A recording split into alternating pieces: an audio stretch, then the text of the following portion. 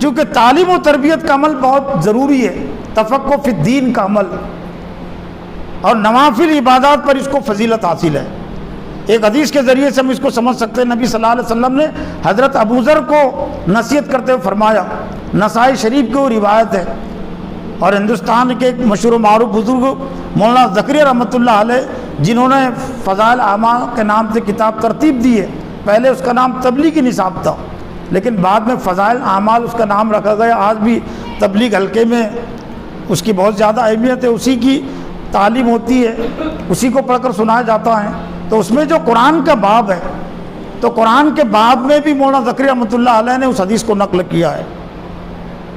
قرآن کے باب میں 48 صفحے پر، جو حضرات اس میں دیکھنا چاہتے ہیں ضرور دیکھنا چاہیے۔ یا ابا ذر لان تغدو فتعلم آیۃ من کتاب اللہ تعالی خیر لک من ان تصلی 100 رکعۃ۔ اے ابو ذر، تو کسی دن قرآن مجید کی ایک آیت کا علم حاصل کرے، تیرے لیے 100 رکعتیں پڑھنے سے بہتر ہے۔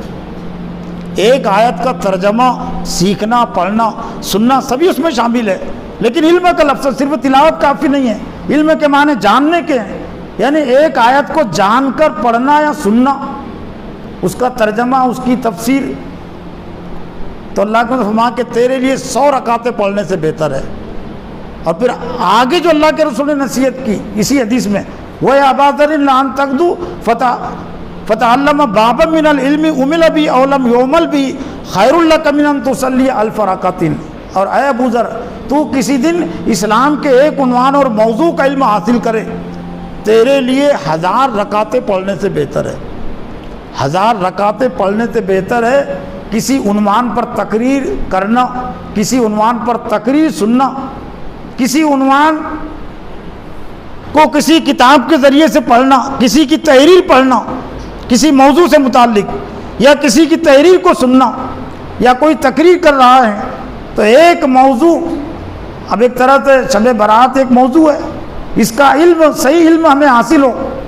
اور کوئی سنجیدگی کے ساتھ اگر اس کو سن رہا ہے طلب علم کی نیت سے، تو 1000 رکعتیں پڑھنے سے بہتر ہے۔ لیکن یہ بھی معاملہ بڑا عجیب ہے کہ لوگوں کے پاس یہ تسبیح پھیرنے کی تو بڑی اہمیت ہے، ذکر و اذکار کی تو بڑی اہمیت ہے، لیکن درس اور تقریر کی اہمیت باقی نہیں رہی، بلکہ کچھ لوگوں کو میں نے ایسے بھی دیکھا، اور ابھی میرا ایک صاحب کا پیچھا کل ہی بہت افسوس بھی ہوا، اس میں ہمارا ہی قصور ہے، مطلب علماء کا قصور ہے زیادہ، انہوں نے سمجھانے کی کوشش نہیں کی۔ اورنگ آباد میں کل کے پرسوں کے دن کی فجر کی نماز کے بعد درس ہو رہا تھا، وہ تفسیر پڑھ کر سنا رہے تھے امام صاحب، معرف القرآن ہی وہ تھی، تو میرے قریبی ایک صاحب بیٹھ کر وہ زور، خود بھی اگر آہستہ پڑھتے تو کم از کم ان کا ہی نقصان ہوتا، لیکن ذکر کر رہے ارے وہ بھی زور سے، تاکہ یہ دو چار افراد تک آواز پہنچ رہی، تو میں نے سمجھا کہ شاید بند کر دیں گے، ان کا معمول ہوگا 1 منٹ کے بعد 2 منٹ کے بعد بند کر دیں گے، لیکن پورا درس ہونے تک ان کا ذکر بند نہیں ہوا۔ ادھر امام صاحب پڑھ کر سنا رہے اور ادھر ان کا ذکر جاری ہے، تو یہ کیوں ہوا؟ یعنی گویا کہ ان کے ذہن میں بات ہے کہ اس کی کوئی اہمیت ہے ہی نہیں، اصل ہے یہ ذکر کرنے کی، تسبیح پھیرنے کی، تو یہ حدیث نہیں سنانے کی وجہ سے۔ لیکن افسوس ہے کہ جب یہ حدیث ہے ایک آیت کا علم 100 رکعتیں پڑھنے سے بہتر ہے، تو جو لوگ بار بار پڑھتے ہیں، نسائی شریف تک ہو سکتا ہے دوست پڑھتے نہیں، لیکن فضائل اعمال کے ذریعے سے بات تو پہنچتی ہے نا بار بار، بہت سارے لوگوں کو تو حفظ ہو گئی ہوں گی، تو ان کے اندر بھی وہ طلب جستجو نہیں پائی جاتی، اس حلقے میں بھی قرآن کے علم کی طلب اور جستجو نہیں پائی جاتی۔ ایک عنوان کا علم حاصل کرنا 1000 رکعتیں کے پڑھنے سے بہتر ہے، لیکن اس مکتب فکر میں بھی طلب علم کی اہمیت نہیں، بلکہ یہ عام بات کہی دی جاتی منبر محراب سے کہ علم سے کیا ہوتا ہے، علم سے کیا ہوتا ہے، سب کچھ عمل ہے، تو پھر یہ ہوتا ہے عمل جہالت پر مبنی، باطل کی ذہنی غلامی پر مبنی۔